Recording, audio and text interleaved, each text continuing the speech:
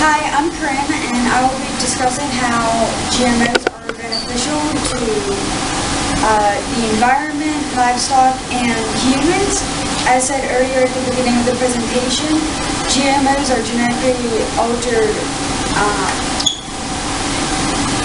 produce by scientists to better qualify the food itself as well as society itself. It was also put on the market in 1994. It benefits the environment because some areas the soil has very high salinity, which means farmers are not able to grow any produce on that land. And scientists have genetically altered crops in order for them to be able to grow on that soil. The University of California stated a gene from the gray mangrove Avicennia marina has been genetically implanted into a tobacco plant, making it able to tolerate self-stress as well as showing tolerance to other ionic stresses, meaning that the plants are now able to grow in the soil that has high salinity, and that means farmers would not have to move land in order to grow more crops. Martina McLaughlin said, and what are the benefits by PBS, that herbicides and pesticides are put into the plants to avoid farmers having to use like sprays and put stuff in the soil to fight against insects and weeds and such stuff like that.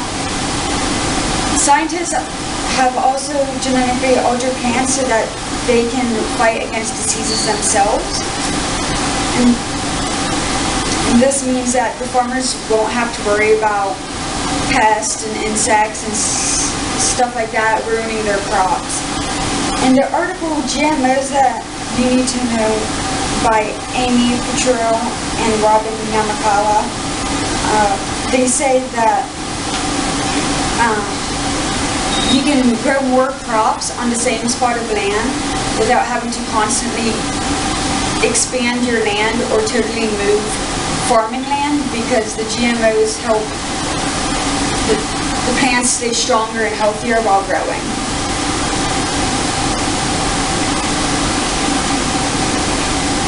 Peter W.B. Phillips and Brent Isaac from the Journal of Agrobiotechnical Management and Economics state that GMOs give plants better texture, flavor, and nutrient value as well as longer shelf life.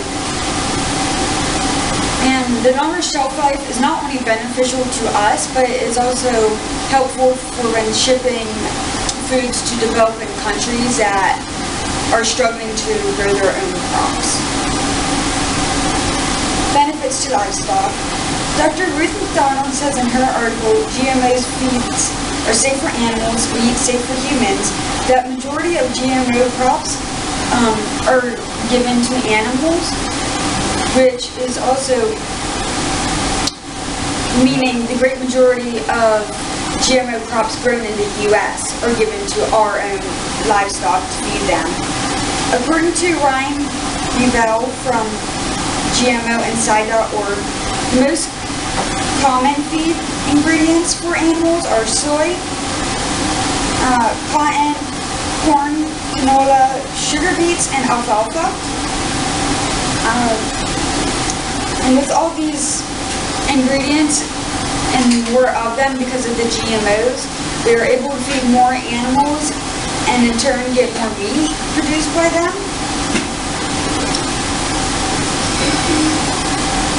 Benefits for humans.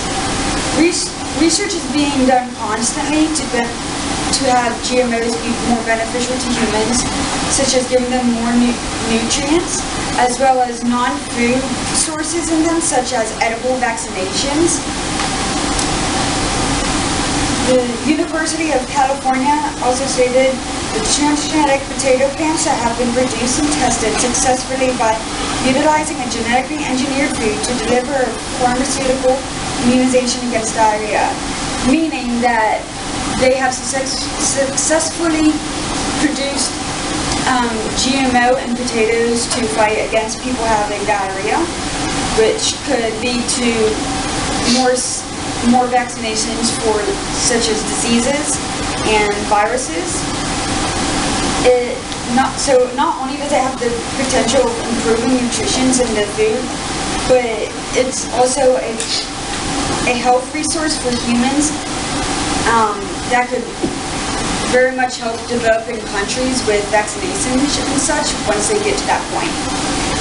In developing countries, according to the International Service of Accusation of Agri-Biotech Applications, about 54% of total global GMO crop is now being grown in developing countries.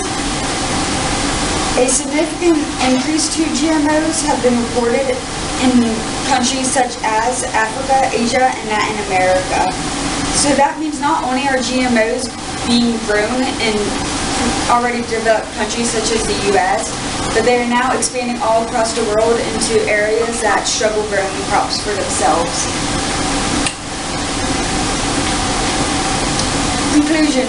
Overall, genetically modified organisms do benefit the environment and give crops a longer shelf life, more nutrients, and it also helps more crops be able to grow without taking more land. It is useful for feeding livestock, and it is very helpful for humans, especially those in developing countries who struggle to grow their own food. Although there may be many benefits, GMOs are fairly new, and it is hard to tell how beneficial they truly are to society, since scientists are constantly making new discoveries and new changes to GMOs. So there is little research for short-term and long-term effects of how beneficial they are. Overall conclusion for the entire PowerPoint is there's still a lot of controversy whether genetically modified foods are good for human consumption, and there's still not enough evidence for overall support for long-term conclusions due to the fact that GMOs have only been in market for about 20 years. Therefore, there is no evidence to support long and short-term effects due to the GMOs' constant changes and not enough testing that we would like. And here are my references.